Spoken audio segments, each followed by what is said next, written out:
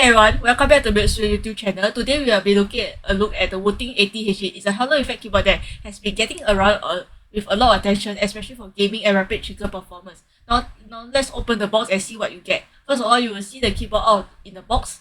Okay, before we go take a look at the keyboard itself, let's go through the accessory first. You will get a braided cable. This actually is quite thoughtful. This is a USB-C by default, but it comes with a pull-out USB-A adapter. If you are using a Mac or a Windows setup that comes with a USB-C, you can just plug it directly. If you are using an older PC with a USB-A, you can just attach the adapter with no extra dongle needed. Next, inside the case is the back. Let's take a look at the other accessories inside the back. So you will get two big rubber feet. They include two different sizes which allow you to adjust your typing angle and replace them later. There's also an extra gasket mount, which is great for you to mod your boards or fine-tune the typing feel. They also include a keycap and switch puller, so you don't need any extra tools to start customizing. On top of that, you also get 3 extra switches and extra keycaps that is always nice to have as spare. Overall, the accessories are well thought of and everything you need is just to get started is already included. So now let's bring back the keyboard. Let's bring the keyboard back and take a closer look. Right out of the box, you can feel that the Wooting HE is solid and well built. This is a gasket mounted hollow effect keyboard which uses magnetic switches instead of the traditional contacts. That means you get the features like adjusting, actuation and rapid trigger. This is actually useful for competitive gaming. So next part, we'll take a closer look at the build quality and the typing feel later on, the software and the performance. Okay, with the showcase is done, let's move on to the sound test. This is the stock sound test, but this is not my preference, but it can be benefit from tuning. After this, we will take a look at the software and the overall performance.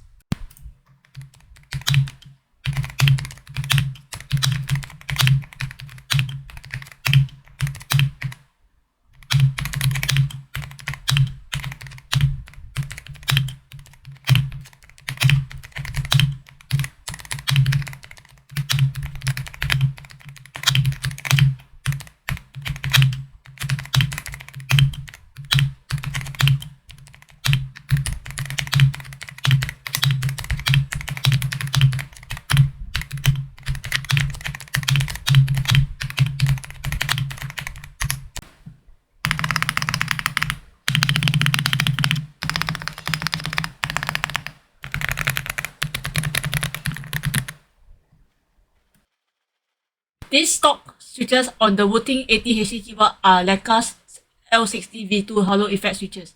They feel linear and are magnetic hollow effect styles. These are what you see under the keycaps. The box also includes some spare Leica switches like the L60 and the L45 V2 in a different field profile. We swapping out the stock switches with the Raptor HE magnetic switches. These are linear hollow effect switches with a deep sound and a heavy feel compared to the stock one. Wow! After replacing the switches, now the H key has a deeper and fuller sound than it did with the original stock switches. Now let's try the switches on the stabilized key, like the shifter, the spacebar and the enter key, and see how the sound and feels compared to the switch swap.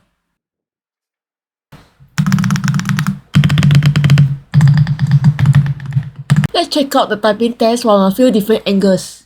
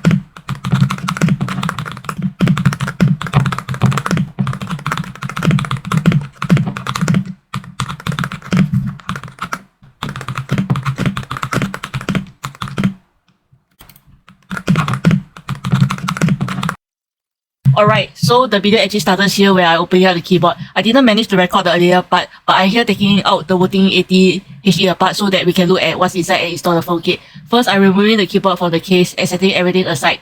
The 80HE is designed to be pretty modular so that opening it up is straightforward as long as you take your time. Once the case is open, you can start to see how everything is layered inside.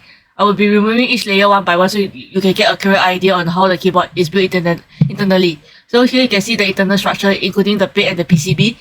A lot of the sound and feels of the keyboard actually come from this layer, not just the switches themselves. This is the foam kit that I'll be using for this build. It comes with different pieces that are meant to sit between the plates, the PCB and the case.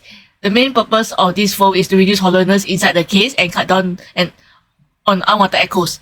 It helps to make the typing sound deeper and more solid, especially on larger keys like the spacebar. So now I will be pasting the foam kit into the case layer by layer. Since this foam kit is specially made for the 80HE, everything fits nicely without needing to cut or adjust anything. So once the foam is in place, I will start by putting the keyboard back together in the same order as I took it apart.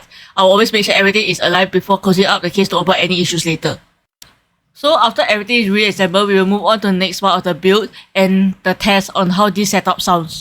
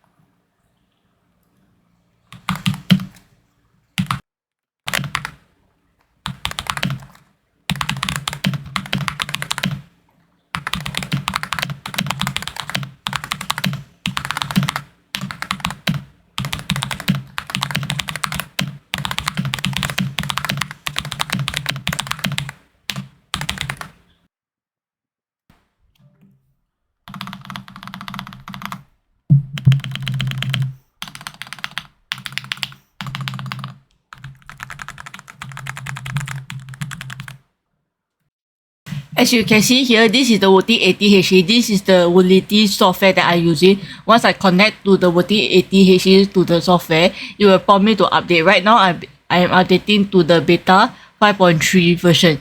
This update will take quite a while. So I will be also updating the device firmware at the same time, just to make sure the keyboard stays connected during the update. Once everything is done, just press done and then we can move on.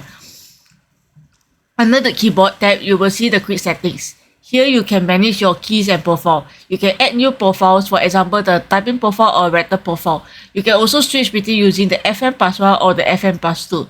So next we have the actuation point. You can set the actuation point for each key to whatever you prefer. Below here is the rapid trigger. You can enable it for all keys if you want. Once everything is set, just remember to save your settings. Let's move on to the RGB. You can choose different effects like the statics, the wave, the cycle, the noise or spiral. Static gives you a single color, wave give you a uniform, and cycle goes through color one by one. For now, I will keep mine on cycle. You also can customize the light indicator here. By default, it is set to a profile indicator, but you can change it or add in more indicators. To use the system indicator like the CPU usage, the RAM usage volume, or Discord notification, you will need to install the background service. Just download it and run the installation and finish the setup. Once installed, you can choose wherever it starts automatically with your PC. After that, go back to the keyboard setting and the light indicator.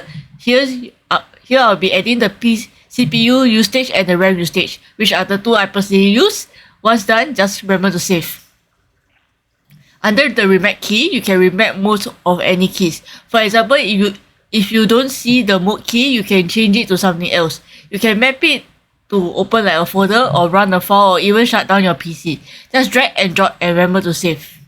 So in the advanced key section, you will find features like the steppy, the dynamic keystroke, the toggle key. There's also a gamepad mode for people who want to use a keyboard like a controller. So you can choose different controller type like mapping keys like W and A and turn it off if you don't use it. Lastly, under the general setting, there's a switch selector. Here you can select the switch type that you are using so the software behaves correctly. So for my switches, the closest match is the LECA. So I will be selecting that and applying to all switches. Just save it at once and it's done. And yeah, this is basically a quick walkthrough of the Wootility software and what it can do. And yeah, this is pretty much for this build. This is the Wooting 80HE with the foam cape install and the Raptor HE V2 switches. If you are mainly focusing on sound and typing feel, this combination definitely makes a noticeable difference. Let me know what you think in the comments, and if you enjoyed this video, don't forget to like and subscribe. See you in the next one.